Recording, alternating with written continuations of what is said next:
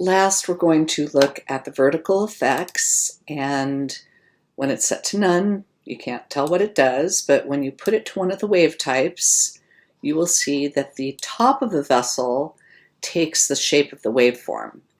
So if I change this to sawtooth, it's going to look a little more pointy. And if I change this to square, it's going to look a little more squared off. And if I change this to jitter, it's going to look a lot more irregular and random. I am going to go back to sine wave to show how some of the sliders work in this tool.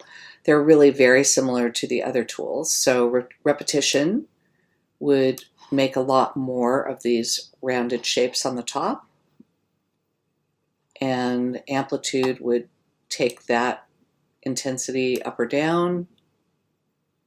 You have to be careful with these vertical effects because some of them will not print. And so I think, going subtle is probably the better way to go. You also have your wave effect start and end. So this would be the same as it was in the horizontal effects. It just allows you to, give a different lip and foot to the piece that's going to be more straight. And the other idea is that you can increase the vertical effect to be either a gradient from the middle or a gradient to the top. So you can see that this gets a lot more curvy as it goes down.